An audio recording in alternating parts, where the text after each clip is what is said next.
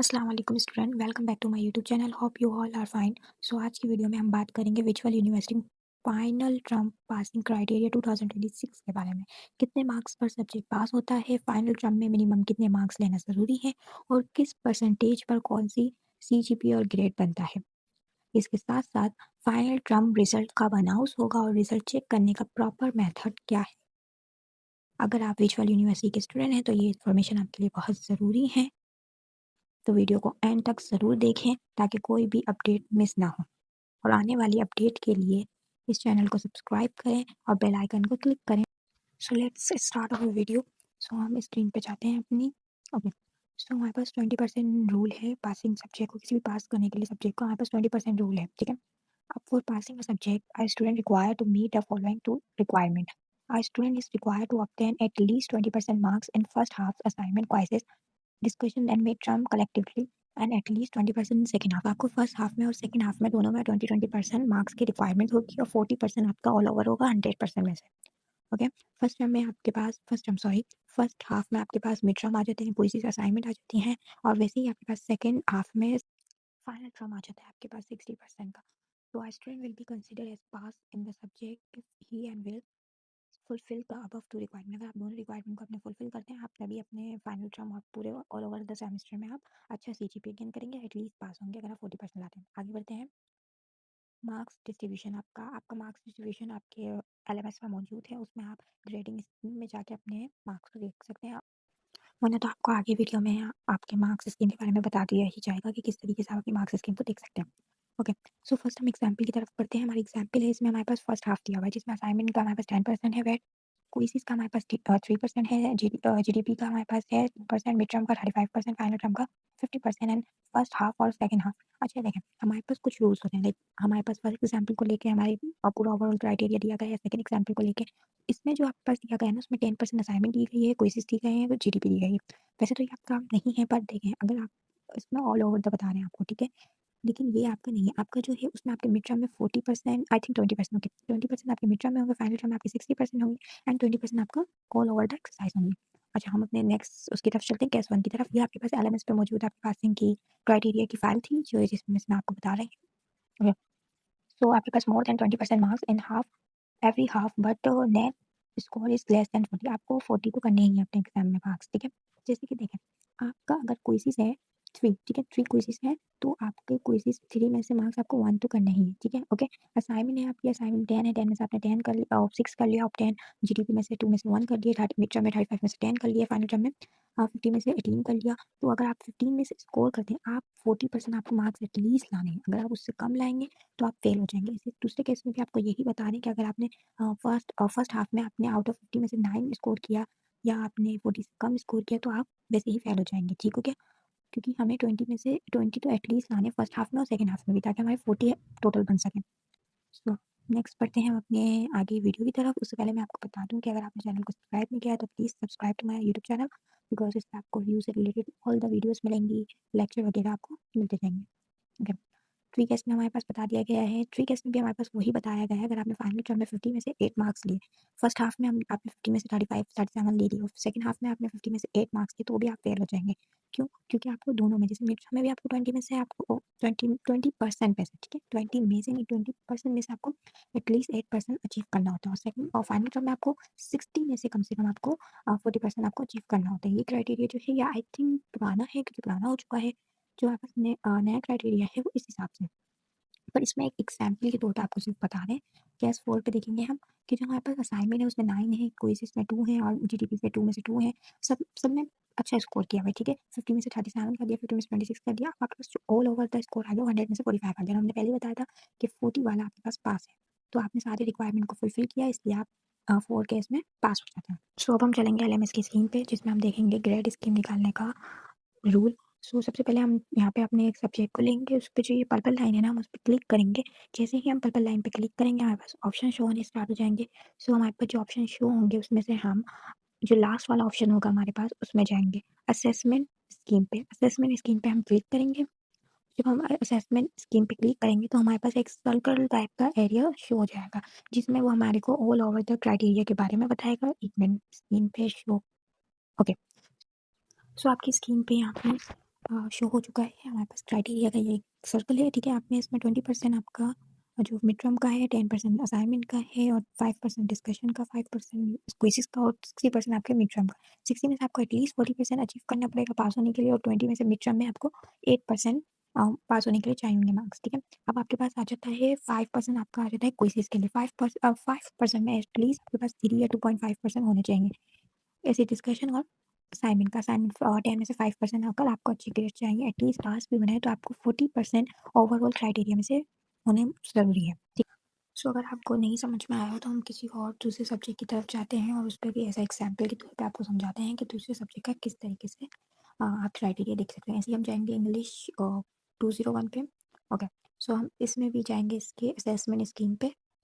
Assessment scheme पे जब आप क्लिक करोगे तो आप नीचे जाएँगे, नीचे स्क्रॉल करेंगे, नीचे स्क्रॉल करके आप देखेंगे एक सर्कल टाइप का यहाँ पे भी बना होगा। सर्कल में आपके पास सब कुछ आपका डिटेल्स दिखेंगे, और एक बात याद रखिएगा, जो आपके पास एक सब्जेक्ट है उसका दूसरे सब्जेक्ट से क्राइटेरिया सेम नहीं होगा। हर सब्जेक्ट का क्राइटेरिया डिफरेंट भी हो सकता है और एक आध सेम भी हो सकता है। ओके, इसमें भी आपके पास 30% मिड टर्म दे दिया गया है, 60% आपके पास फाइनल टर्म दे दिया गया है, 4% आपके पास क्विज़ेज़ दे दिए गए हैं, और 4% आपके पास असाइनमेंट दे दिए गए हैं, और 4% आपके पास डिस्कशन दे दी गई है। आई थिंक 2 या 3% येलो में है तो नज़र नहीं आ रहा। ओके, सो इसमें भी आपके पास इस तरीके से ही क्राइटेरिया होगा कि 30 में से एटलीस्ट 8% आपको लाने ही पड़ेंगे। इसी तरीके से फाइनल टर्म में 60 में से आपको एटलीस्ट 40% अचीव करने पड़ेंगे। ओके, ओके, नाउ हम चलते हैं अपनी ग्रेडिंग स्कीम की तरफ, जिसमें हम देखेंगे ग्रेड्स और परसेंटेज किस तरीके से आपकी सीजीपीए में चेंज होती है। ओके, सो हम आ गए हैं अपनी ग्रेडिंग स्कीम की स्क्रीन पे। आप देखें, जब आपका 4 सीजीपीए होता है मतलब आपका ए प्लस आया और आपकी 90 टू 100 के बीच में आपकी परसेंटेज आई, ठीक है। इस तरीके से आप सारी सीजीपीए की ग्रेड और परसेंटेज देख सकते हैं। एफ अगर आपके पास आ जाता है तो मतलब ऑफकोर्स आप जीरो हैं, मतलब फेल हो गए हैं सब्जेक्ट में, आपके पास बिलो द 50 आपकी परसेंटेज बनेगी। डी में आपकी 1 से 1.99 तक बन सकती है, ठीक है। ऐसे ही आपके पास ई है, ए माइनस है, बी प्लस है, बी माइनस नहीं है, बी है सिर्फ, फिर उसके बाद डी माइनस आता है, फिर सी आता है, then D and F. A B में आपके पास माइनस प्लस होते हैं और सी डी आपके पास नॉर्मली होता है, ठीक है। इसमें कम से कम आपको मेंटेन करना है अगर अपना सी जी पी, तो कम से कम आपको 3 सी जी पी की रिक्वायरमेंट होती है, और अब किसी भी सब्जेक्ट को पास करने के लिए नॉर्मल एवरेज के लिए आप 2 सी जी पी भी गेन कर सकते हैं, ठीक। इसी तरीके से आप अपना जो भी आपका सीजीपीए बनता है, यहाँ से आप अपनी परसेंटेज से उसको मैच कर सकते हो, अपने ग्रेड्स मैच कर सकते हैं इधर आके। Now we move to the project CGPA calculator. हम प्रोजेक्ट सीजीपीए कैलकुलेटर क्यों यूज़ करते हैं? जैसे अगर हमें कोई भी, जैसे हमें पता है कि हमारे 100 में से 50 या 60 मार्क्स ऑन एन एवरेज आ जाएंगे, तो हम यहाँ पे सारे मार्क्स देख के कैलकुलेट करके देख सकते हैं कि अगर मैं इतने मेहनत करूँ और इतने नंबर रिक्वायर गेन करूँ तो मेरी क्या सीजीपीए बनेगी। तो ये आपके पास उस तरीके से यूज़ होता है। और अगर किसी को नहीं पता कि क्रेडिट आवर्स क्या होते हैं, क्रेडिट आवर्स आपके पास वो होते हैं जैसे आपके टोटल जो आपके क्रेडिट आवर्स है ना 134 है समझे, उसमें से आपको अपनी डिग्री लेने के लिए उतने ही क्रेडिट आवर्स रिक्वायर्स होते हैं। जैसे कि मेरे यहाँ पे अभी क्रेडिट आवर्स 17 मैंने गेन कर ली हैं उस तरीके से। अब हम चलते हैं अपने कैलेंडर की तरफ, एकेडमिक कैलेंडर जो हमारे पास कहलाता है उसकी तरफ। ओके, सो हमें देखना है कि हमारे जो फाइनल टर्म का रिजल्ट है वो कब अनाउंस होगा। तो हम स्क्रॉल करेंगे, नीचे जाएंगे, थोड़ा स्क्रॉल करेंगे, एंड देन हमारे पास आ गया final term result announcement fall 2025। वो वेडनेसडे को 4 मार्च को हमारे पास हमारा रिजल्ट अनाउंस होगा। ओके, सो डेट आगे पीछे हो सकती है, इसमें एलएमएस अपनी फुल राइट सकता है उस डेट को चेंज करने के लिए, लेकिन अगर डेट चेंज भी होती है तो एक आध दिन आगे पीछे होती है क्योंकि सर्वर डाउन होता है, वरना तो इसी डेट पे आपका रिजल्ट अनाउंस होगा। Okay, so now V U से रिलेटेड मैंने जितना भी आपका पासिंग क्राइटेरिया का गाइडलाइन था वो एक समरी के तौर पे लिखा था, ये आप पढ़ सकते हैं। यहाँ पे आपको सब्जेक्ट पासिंग क्राइटेरिया आपके पास मिनिमम आपको 40% एग्रीगेट मार्क्स चाहिए होते हैं किसी भी सब्जेक्ट को पास करने के लिए। 20% आपको मार्क्स रिक्वायर होते हैं फाइनल टर्म 60 में से। Okay, aggregate include assignments, quizzes, GDP, mid terms, final term, इन सबको मिला के आपका जो ओवरऑल सेमेस्टर का रिजल्ट बनता है, ठीक है। फाइनल टर्म में आपको मिनिमम जो रिक्वायरमेंट होती है इज नॉट मैट एट, अगर आपकी रिक्वायरमेंट नहीं मैच होती तो आप फेल हो जाते हैं। आपके पास जैसे मैंने आपको समझाया था कि ग्रेड डिस्ट्रीब्यूशन और सीजीपीए किस तरीके से होता है, यहाँ पे भी वही क्राइटेरिया मौजूद है कि 80 से 84 तक अगर आपका होगा तो ए माइनस बनेगा, 3.67 सीजीपीए बनेगी आपकी कुछ। इसी तरीके से आप अपने सारे जो भी आपके पास आपको लगता है कि आपके सीजीपीए बन सकते हैं उसके हिसाब से आप अपनी परसेंटेज देख सकते हैं और उसकी ग्रेड्स देख सकते हैं। बट बिलो अगर आपके पास 50 होगा तो उसमें आप फेल खिलाएंगे, ठीक है। और इसी तरीके से 1 सीजीपीए वाले की जो परसेंटेज होती है वो 54 से 50 तक होती है। Now move to the other part. Scroll करेंगे हम थोड़ा। Okay, CGPA calculation rules. आप सीजीपीए को कैलकुलेट करने के लिए इन रूल्स को इस्तेमाल कर सकते हैं और ये कुछ एडिशनल इन्फॉर्मेशन मैंने आपको दे दी गई है, तो आप इनको पढ़ें और देख सकते हैं कि कैसे इस्तेमाल कर सकते हैं। ओके, तो हम जाएंगे अपने नोटपैड पे। आपको किसी भी लाइक आपकी अगर असाइनमेंट है या क्विज है या कुछ भी है, उसका आपको पता करना है कि उसकी जो आपके पास फाइनल परसेंटेज कितनी बनेगी, तो वो आप इस तरीके से मालूम कर सकते हैं, ठीक है। जैसे कि अगर आपके असाइनमेंट में 20 नंबर है और उसमें से आपके आते हैं 18, ठीक है, ओवरऑल मतलब आपके पास 2 असाइनमेंट है, आपने दोनों को प्लस किया, वो 20 बनते हैं और 20 में से आपके 18 आते हैं, एक में 19, एक में 19 और 18 आते हैं, ठीक है। सॉरी, एक में 9, एक में 9 और 18 टोटल मार्क्स आते हैं, ठीक है। तो आपको उसको 20 से डिवाइड करना है, जितने आपके पास टोटल बनते हैं उससे आपने डिवाइड किया और उसको मल्टीप्लाई कर देंगे जितना उसका वेट होगा। अगर तो उसका वेट 5% है तो आप 5 से कर दोगे, अगर तो 10% है तो आप 10 से उसको मल्टीप्लाई कर दोगे, ठीक है। इस तरीके से आप अपने किसी भी सब्जेक्ट का जो आपके पास वेट है वो मालूम कर सकते हैं और कितने आपके नंबर आएंगे वो मालूम कर सकते हैं।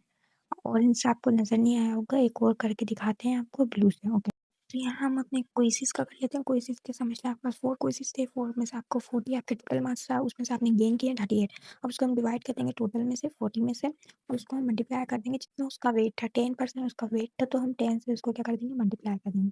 अब ऑल ऑफ वैल्यू जो आपके पास आएगी वो आपके पास उसका वेट होगी, ठीक है, जो आपने ऑब्टेन किया है। जैसे हमारे पास ये क्विज़ेज़ का आ गया, ठीक है। उसके अलावा हम पहले इसको रिमूव करेंगे, उसके बाद हम बताएँगे कि कैसे इन सबको आप ऐड कर सकते हैं। आप इसकी तरह ओके, सो स्क्रीन पे जो भी हमने रिमूव कर लिया, अब सोच समझें कि 10 में से हमारे पास आए हैं मार्क्स, हमारे पास 9, ठीक है। अब ये समझें आप कि कोई क्विज़ है या असाइनमेंट, उसमें हमने 10 में से 9 गेन किए हैं। जो 9 आए ना, हम उसको प्लस कर देंगे। जैसे हमने ओवरऑल सब कुछ मालूम कर लिया, उसके ऑब्टेन मार्क्स हमारे पास 9 आए, 9 को हम प्लस कर देंगे 60 में से जो आपके फाइनल टर्म का है, फिर उसको हम प्लस कर देंगे 20 में से जितने आपके मार्क्स आते गए। इन सबको आप जब प्लस करोगे तो आपका 100 में से आपके पास आपकी सीजीपीए आप पता कर सकते हो, आपकी परसेंटेज आपके पास आ जाएगी। इस मेथड से आप अपनी परसेंटेज और अपनी जो भी आपके पास आप समझते हो कि आपकी सीजीपीए आएगी, आप इतना अच्छा करके आए हो, इस तरीके से आप अपनी सीजीपीए निकाल सकते हैं। सो या ऑल ओवर ये थी आज की वीडियो। अगर आपको वीडियो पसंद आई हो तो लाइक करें, शेयर करें and subscribe to my YouTube channel. और आने वाली और भी एक्साइटिंग वीडियोस के लिए, इन्फॉर्मेटिव वीडियोस के लिए एंड लेक्चर्स के लिए बेल आइकन को प्रेस करें। एंड न्यू वीडियो चैनल पे मौजूद है, जिस किसी का भी CS 201 का सब्जेक्ट है वो प्रिपरेशन वीडियो देख सकता है। पेपर अगर किसी के रिशेड्यूल पेपर हैं या पेपर आने वाले हैं तो वो ये वीडियो ज़रूर देखें। ये बहुत ही इन्फॉर्मेटिव वीडियो है एंड बहुत ही यूज़फुल वीडियो है। मेरे पेपर में बहुत काम आई थी मुझे इस फाइल से MCQs करना, सो हो सकता है आप लोगों को भी काम आए। सो अल्लाह हाफिज़, थैंक यू फॉर वॉचिंग।